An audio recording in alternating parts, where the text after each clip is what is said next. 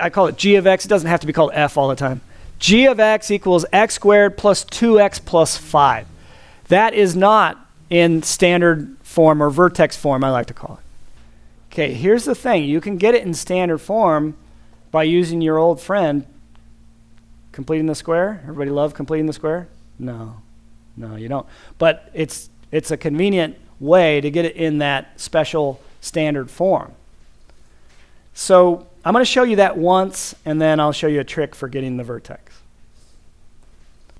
So this is in just the regular old multiplied out form, right? Ax squared plus bx plus c. A is 1, b is 2, c is 5. That's not standard form. We want it to look like this. In this case, it's g of x equals a times x minus h quantity squared plus k. Because if it looks like that, you can identify the vertex immediately. That's nice. Well, let me show you the technique for completing the square. It differs slightly from what you did when you had a single variable. But you can get it in that form by completing the square. Let me show you. So in order to complete the square on this guy, so it's this part that we want, right? So we're going to have to complete the square so we can factor and get that part, that x minus h quantity squared.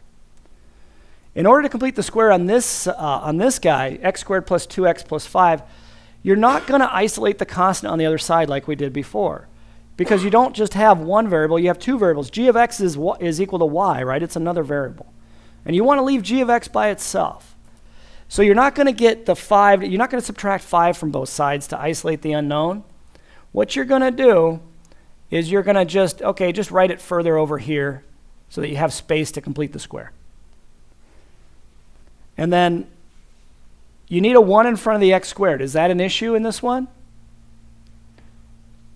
No issue. It's already 1. So then you can go right to what I called step 3 from a few sections ago. You can take half the coefficient of x, square it, add it to complete the square. So what's half the coefficient of x here? 1. What do you get when you square 1? Now I'm going to put a 1 squared. 1 squared is 1, right? I'm going to put a 1 squared there just to remind you that, you do have to square it. If it's not 1, there's actually something to do there, right? Now, what's the problem? At this point, there's something I haven't done yet. I mean, this is the perfect square. X squared plus 2x plus 1 factors to be x plus 1 quantity squared. It's good to go. But what's the problem? Well, I mean, what did you do in the past? If you added 1 here, you added 1 on the other side, didn't you? In the past, if you added 1 right here, then you would add 1 right here. What's the issue? That's true. That works. That's actually true now. But what's the problem with that? Do you want g of x plus 1 on one side? You want g of x left by itself. So we don't want to do that. We don't want to add 1. But another trick, and this is a really important trick mathematically, is if we add 1 right here, couldn't we just subtract it right back off again? What's the net effect of adding and subtracting 1? You've done nothing, which is really what we want. We just want to manipulate this symbolically. We don't want to change the values of x and y that make up the graph of this thing, or that make up the solution set. Same idea.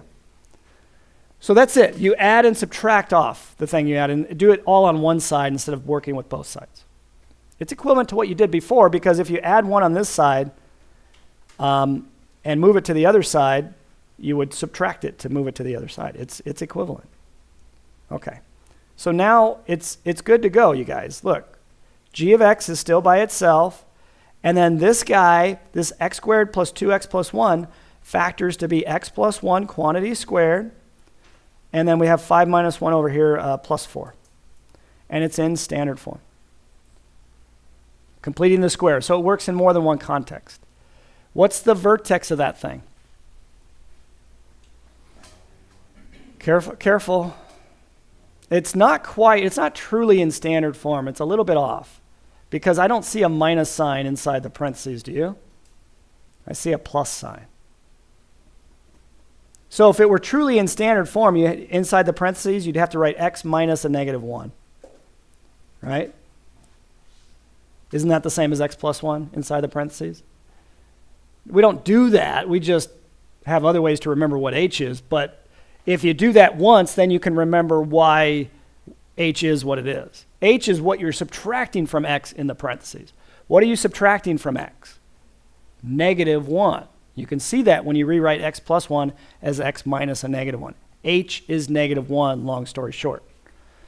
So the vertex, V for vertex, H is -1, and then what's K going to be?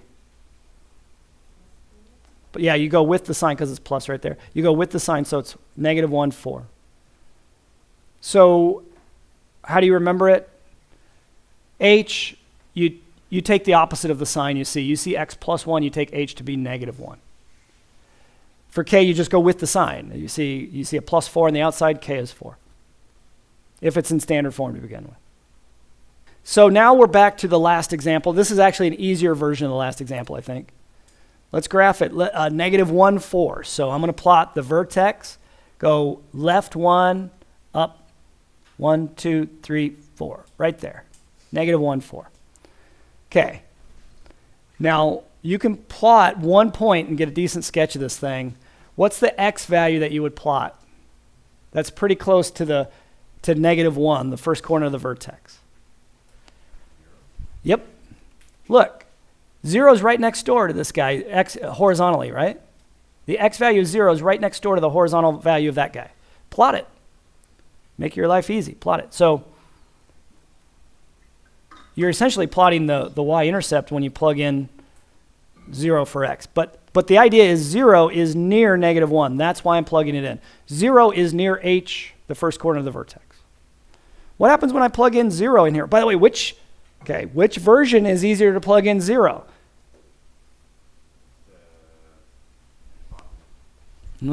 Take a look. Take a look at the given one. Pretty darn easy to plug 0 in there, isn't it? What's g of 0?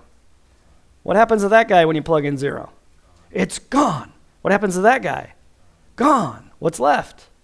5.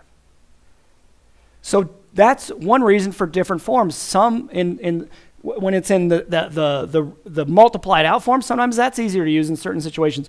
When it's in the special standard form, sometimes that's easier. So when we plug in 0, we get 5.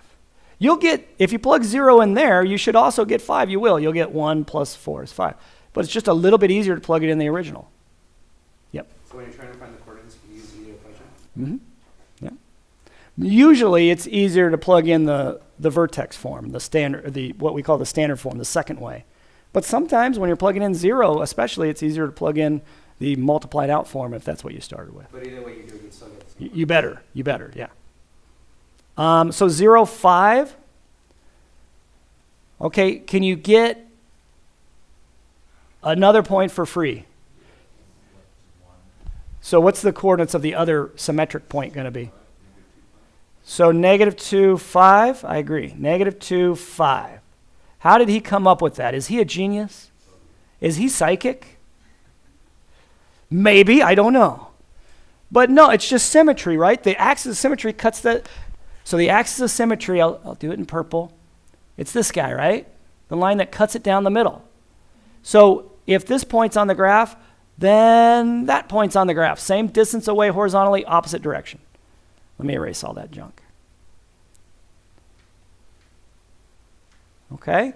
Now, if all we're after is a sketch, this is a pretty good looking smiley face to me. By the way, is it going to have any x-intercepts? No, not every parabola has x-intercepts. So if you were to set either equation equal to 0 and solve, you're going to get complex solutions.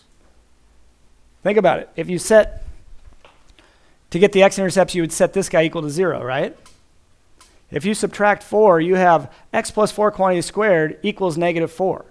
Take the square root of both sides, you're taking the square root of -4. You get a complex imaginary answer, right? That just means that there are no x-intercepts. The xy plane only contains real numbered points.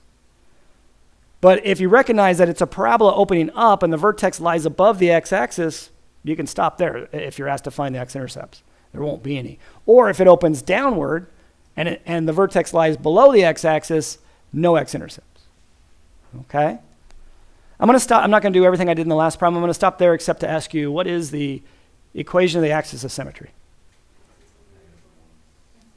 AOS, it's always x equals something, and in this case, in every case, the first coordinate of the vertex, -1.